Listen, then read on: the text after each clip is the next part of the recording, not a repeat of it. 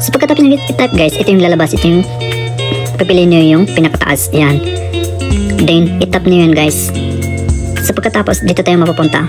So kung makikita nyo, mayroong ditong nakalagay sa taas na language. So ang pipiliin natin yan, English, para maintindihan natin. So click natin itong open an account, yan.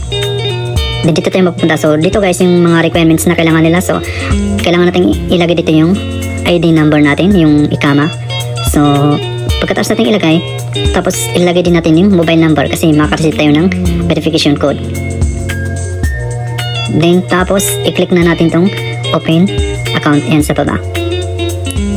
So ito guys yung terms and conditions. So basahin nyo lang yan. Pagkatapos ng basahin, click nyo yung continue dito sa baba na kulay blue. Then guys, tandaan yung number na to kasi ito yung request number na hinihingi nila mamaya. So ayan din, click accept. Then may nakalagay dito guys, you are now about to open an account in Alinman Bank. So click natin tong proceed, yan. So ito yung sinasabi ko kanina na request number, yung kanina. So kanina kung nakita nyo yung nakalagay doon ay 87. So itatap natin yan guys, yung number na 87. Then ilalagay natin ito yung PIN number natin. Tapos dito guys, kailangan natin i-capture yung face natin dito kasi para ma-verify na tayo yung nag-open account.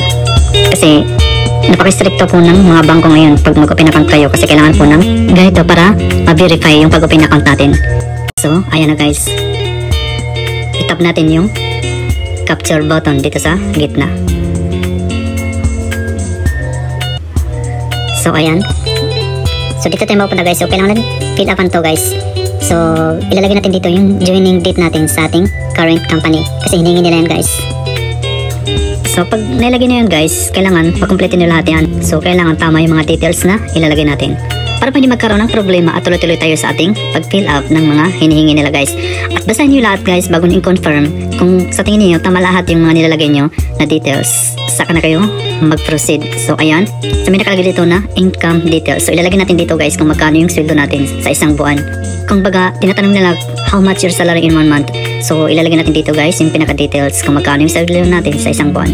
At saka ilalagay din natin dito guys yung education background natin kasi kailangan natin ilagay dito. Tapos yung position natin sa ating trabaho, kung ano yung position natin. Tapos ilalagay natin dito kasi nakakonek yan sa current company natin. So ayan guys yung national address. Then tapos may additional dito guys. So ilalagay natin dito yung address natin sa ating permanent address sa Pinas. Tapos hiningi nila yung postal code, then yung PO box number, tapos yung address natin, then yung country code. Tapos ilagay natin dito guys yung mobile number sa Pinas. Pwedeng ilagay nyo dito guys yung mobile number ng kapatid nyo, magulang nyo. Pwedeng ilagay dito guys.